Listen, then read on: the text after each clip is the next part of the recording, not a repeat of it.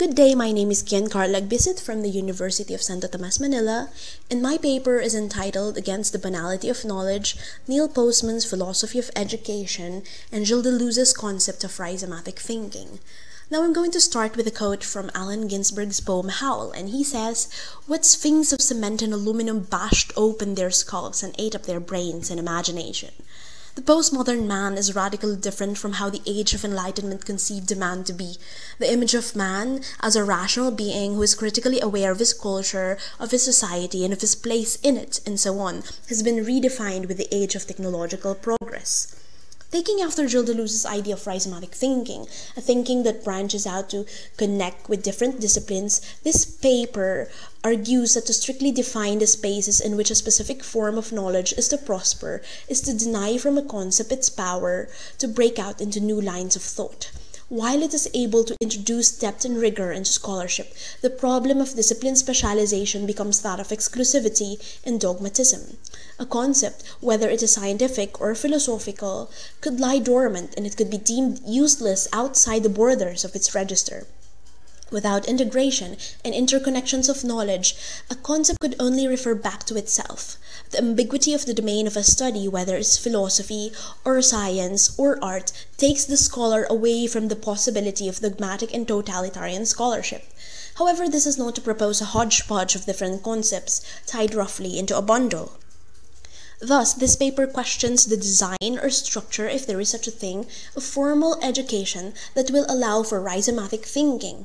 This paper also argues that through Neil Postman's philosophy of education, the right combination of rhizomatic thinking and rigorous scholarship could be possible. This paper problematizes the becoming banal of knowledge, as discipline specialization leans towards the promotion of exclusivity and concept dogmatism. This paper also proposes that there is a need to re-evaluate our epistemological biases via the current educational system, not because there is a clear-cut cause and effect division between the school as an institution of knowledge and epistemological bias that is responsible for the significant changes of the society, but precisely because of the fluid relation between the two. This paper also concerns itself with the specific styles of pedagogy that stifle critical thinking and the potential of an idea to open up new lines of thought. But more so, this paper deals with how the capitalist-infused worldview has affected the way we see, think, and do education. Lastly, this paper suggests that Neil Postman's philosophy of education and Gilles Deleuze's idea of rhizomatic thinking as an aid in the critique of the banalization of knowledge. The cultural, social, and moral dimensions of our society are imploding into one another, and the lack of boundaries makes it harder for us to define, delineate, and differentiate the causes from the effects, the sign from the object, the private from the public, the reality from illusion. Because of this implosion, difference is eliminated, difference is reduced to variation. We emphasize uniformity, and the difference that exists is only the difference in degree, not in kind. The implosion of meaning is most evident in the capitalist system. Capitalism is no longer the rigid system that threatens to overthrow the social because it is the social. The system of capitalism has mutated into an indestructible glob that could swallow whole the contradictions presented against it. It has learned of the power of creativity and how it could transfer or add its own meaning to a sign. It could permeate any opposing system because it reappropriates the opposition and reduces it into just another choice among all the other commodities. In the guise of freedom of choice, the system is able to reformulate the threat of an opposition and uses this opposition as new information for improvement. This way, capitalism becomes inescapable. Capitalism has transcended dichotomy. To be outside the system is to inform the system that you want in. The refusal to consume is just another way of consumption. Rebellion is just another form of identity. And the capitalist system makes use of the technological progress and the scientific management to reinforce itself. These social structures provide a space for a distinct epistemological bias. Capitalism and technological progress and the value we have for efficiency somehow allow the bifurcation of reality to prevail. Everything has been commodified to the point that we think about everything in the way we think about the goods in a store. In a way, Our mind immediately taxonomizes. It differentiates, classifies, and puts prices into things. The body is different from the mind. You can either be right-brained or left-brained, emotional or rational, and so on. I repeat, though, that these differences are not real differences. We think of them as variations. They are all commodities. They simply differ in meaning, in branding, and in packages. These are the epistemological biases that form our society, and these ideas seep into our educational systems. We have demarcated the arts and the sciences the way we have bifurcated reality.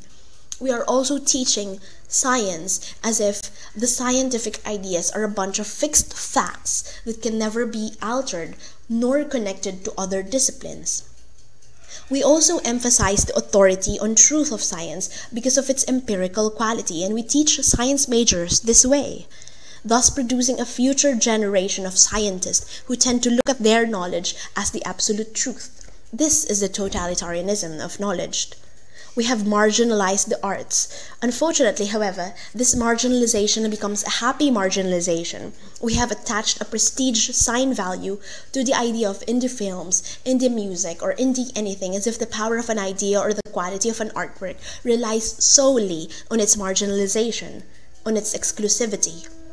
There is a deep disconnect, therefore, between the sciences and the arts. The sciences maintain their exclusive status by calling on to the banner of objective and therefore absolute truth. The arts call on to truth by maintaining their exclusive status. As a result, knowledge is becoming more and more trivial, and Gilles Deleuze insists on the idea that we have to adapt a rhizomatic thinking. He wrote, "The rhizome pertains to a map that must be produced, constructed, in a map that is always detachable, connectable, reversible, modifiable, and has multiple entryways and exits and its own lines of thought." We have to look at a concept as a powerful tool that can open up new lines of thought when detached and connected to different systems of knowledge. With this, we will be able to avoid dogmatism. But to be able to do this inside the classroom without sacrificing rigor, we have to rely on Postman's philosophy of education. We have to teach the students how to detect crap, and we can do this only through a linguistic re-evaluation of knowledge. We must not reify a language. We must not trap a concept in the register it originated from. And Postman wrote, "When we form a sentence, we are creating a world. We are organizing it, making it pliable, understandable, useful." Both teachers and students have to be aware of the linguistic character of the subject, that everything comes down to how the language that we use is not merely a sign or a name attached to a concept. The language also forms the concept. In conclusion, therefore, reality is not an eternally stagnant pool of information that waits to be unraveled. In fact, our ideas of reality may not even be the exact copy of reality as reality. This is not to say, though, that the gaining of knowledge is futile. It only means that this knowledge is not a banal commodity to be acquired or collected. Its acquisition and creation is a creative process. Whether in the sciences or in the arts and humanities, the brain should always be remembered as an active organic machine that does not merely collect information, but also is able to connect different ideas and lines of thought. And this is only possible through Gilles Deleuze's rhizomatic thinking.